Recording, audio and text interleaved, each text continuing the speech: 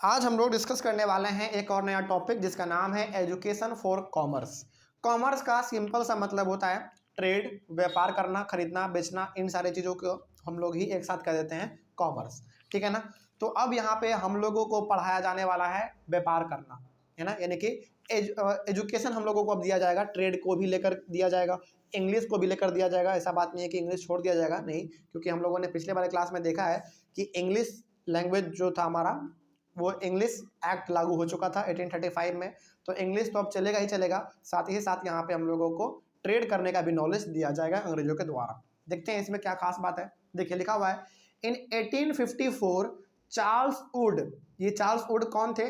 The president of the board of control of the company. देखिए east India company जो है ना, सबसे हेड कौन? महारानी। उसके नीचे उसका एक खास आदमी, वो आप कह सकते हैं चार्ल्स वुड थे। मतलब कि महारानी केवल क्यों थी? साइन वाइन करने के लिए, है ना। उसके नीचे जो एक आदमी बहुत इंपॉर्टेंट था, जो कि पूरे कंपनी को देखता था, मतलब कि ईस्ट इंडिया कंपनी को देखता था, जिसका कंट्रोल रहता था, वो थे हमारे चार्ल्स वुड। याद रखिएगा। तो the president of the board of control of the company, यानी कि पूरे कंपनी का जो है ना इसके पास कंट्रोल था, है ना। पूरे कंपनी को ये देखता था, मतलब कि पूरे ईस्ट इंडिया कंपनी को ये देखभाल करता था। और ये किसके अंडर में थे? क्वीन के अंडर में थे, है ना। चलिए आगे बढ़ते हैं। तो 1854 in London sent an educational dispatch to the governor general in India. तो 1854 का बात है, चार्ल्स वुड ने लंदन से भारत में गवर्नर जनरल को एजुकेशनल डिस्पैच भेजा था। मतलब ये हो गया कि 1854 में चार्ल्स वुड, जो कि लंदन में थे उस समय पे, और लंदन से चार्ल्स वुड ने भारत में जो भी उस समय पे गवर्नर जनरल थे, उनको एक एजुकेशनल डिस्पैच भेजा। एजुकेशनल डिस्पैच का मतलब होता है कि एक प्रकार का पूरा फाइल, उस फाइल में एजुकेशन को लेकर सारे मामले लिखे हुए थे। उनको किसके पास भेजा? भारत में गवर्नर जनरल के पास भेजा। अब इसमें क्या खास बात था भाई, इसके बारे में देखते हैं। It has come to be known as Wood's dispatch. अब चूंकि चार्ल्स वुड ने भेजा था तो इसका नाम पड़ गया वुड्स डिस्पैच। और डिस्पैच का सीधा सा मतलब समझिए एक फाइल जिसमें कि एजुकेशन को लेकर बहुत सारे नियम कानून लिखे हुए थे कि भारत में कैसे इंग्लिश लैंग्वेज लागू होगा, कहाँ कहाँ पे पढ़ाया जाएगा, इसका क्या महत्व है, सारा चीज़ उसमें लिखा हुआ था। तो ये डिस्पैच जो था किसके द्वारा लाया गया? चार्ल्स वुड के द्वारा, इसीलिए इसका नाम रखा गया वुड्स डिस्पैच। ठीक है ना। चलिए आगे बढ़ते हैं।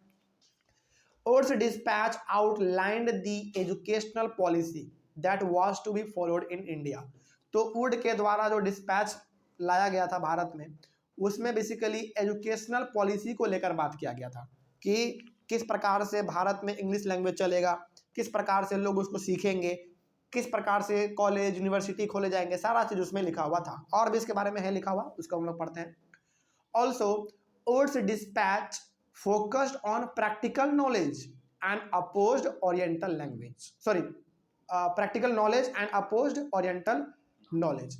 तो वुड्स डिस्पैच में चार्ल्स वुड ने ये लिखा था कि भारत में जो इंग्लिश लैंग्वेज लागू होने वाला है वो ज़्यादा फोकस करेगा प्रैक्टिकल नॉलेज पे। मतलब कि लोगों को प्रैक्टिकल चीज़ें बताओ, मशीन कैसे खोलना है ना, काम कैसे करना है, ये सारा चीज़ बताओ। लेकिन ओरिएंटल नॉलेज जो है उसको पूरी तरीके से अपोज कर दो। मतलब कि जो भारत के लोग अपना संस्कृत पढ़ते हैं, हिंदी पढ़ते हैं, उसको पूरी तरीके से ख़त्म करो और इंग्लिश को वहाँ पे लाओ, और साथ ही साथ वहाँ पे प्रैक्टिकल नॉलेज पे ज़्यादा फोकस करवाओ। क्योंकि उन लोगों का मानना था, ब्रिटिशर्स का यह मानना था कि लिटरेचर से कुछ नहीं होता है, प्रैक्टिकल नॉलेज दो लोगों को जो कि हम उसके जीवन को चलाने में काम आए। बात समझ में आ रही है? चलिए आगे बढ़ते हैं। उसके बाद according to Wood's dispatch European learning would enable Indians to expand trade and commerce also. देखिए वुड्स डिस्पैच के तहत हम लोग ये तो जान गए कि प्रैक्टिकल नॉलेज पर जोर दिया जाएगा, है ना, और हमारा जो खुद का भाषा है उसको पूरी तरीके से बैन कर दिया जाएगा। इसके साथ ही साथ वुड्स डिस्पैच में ये भी था कि भारत में ना ट्रेड और कॉमर्स को बढ़ाओ। भारत में ट्रेड और कॉमर्स को, यानी कि व्यापार, ये सब खरीदना बेचना, ये सब मामले को थोड़ा तेजी करो इसमें। अब इसमें आपको लग रहा होगा कि सर भारत में ट्रेड और कॉमर्स दोनों बढ़ने वाले हैं, इसका मतलब भारत के लोगों को बेनिफिट होगा? नहीं, यहाँ पे भी बेनिफिट ईस्ट इंडिया कंपनी का ही है। इनका यह मानना था कि यदि हम भारत के लोगों को ट्रेड करना सिखाएंगे, कैसे ट्रेड किया जाता है, ये सारा चीज़ सिखाएंगे, तो वो अपना सामान हमको बेचेगा। किसको?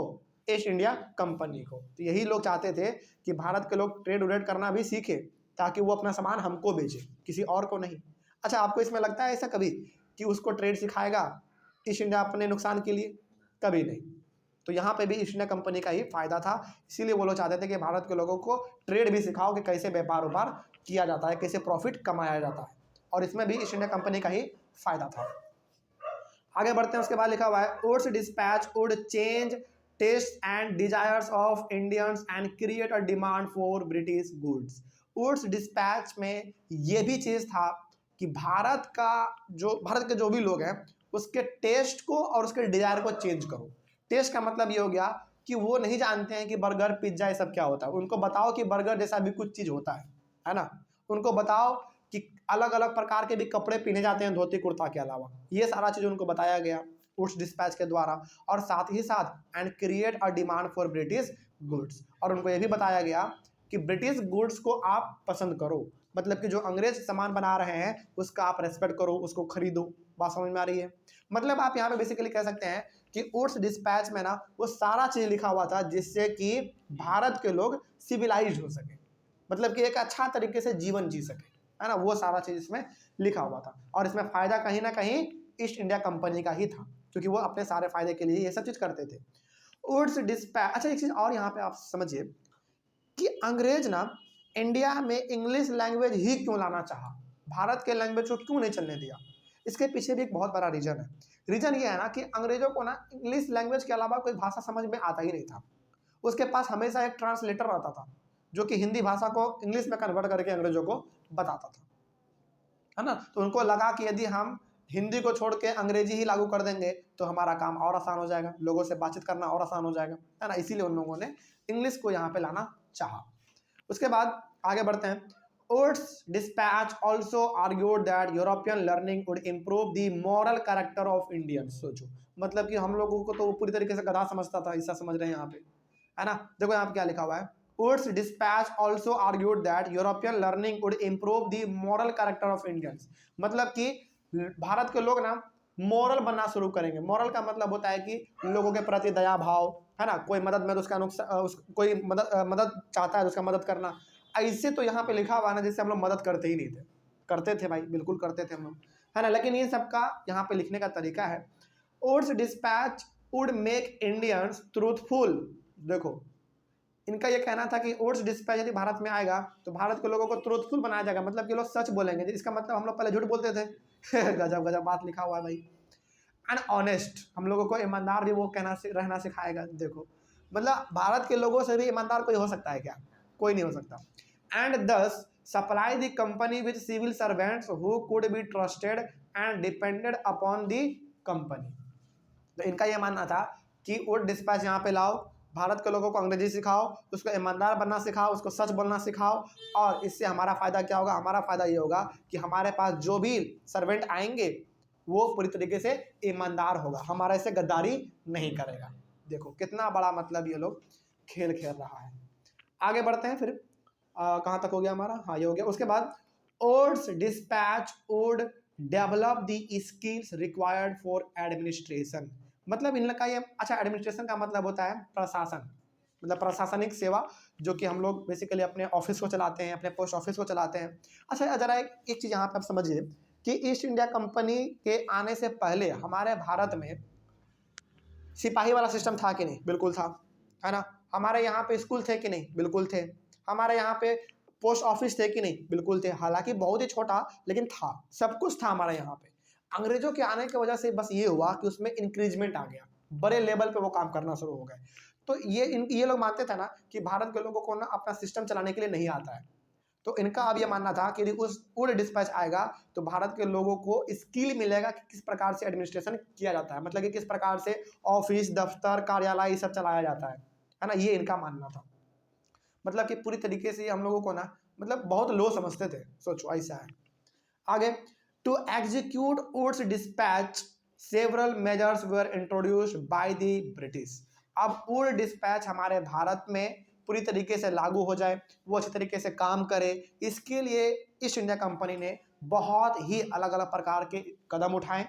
क्या वो कदम थे, जिसमें पहला हमारा ये है कि education departments were set up to extend control over all matters regarding education. तो सबसे पहला तो एजुकेशन डिपार्टमेंट बनाया गया, मतलब कि एक ऐसा ऑफिस बनाया गया जहां पे वो सारे मामले देखे जाएंगे जो कि एजुकेशन से रिलेटेड होंगे, है ना। कहाँ पे स्कूल खोलना है, कहाँ पे यूनिवर्सिटी खोलना है, सारे के सारे उसी डिपार्टमेंट में होगा, है ना। पहला ये काम किया गया। उसके बाद establish a system of university education, मतलब कि यूनिवर्सिटी एजुकेशन का मतलब होता है, अच्छा यूनिवर्सिटी का मतलब होता है कि एक यूनिवर्सिटी होता है, उसके अंदर बहुत सारे हमारे कॉलेज आते हैं, है ना।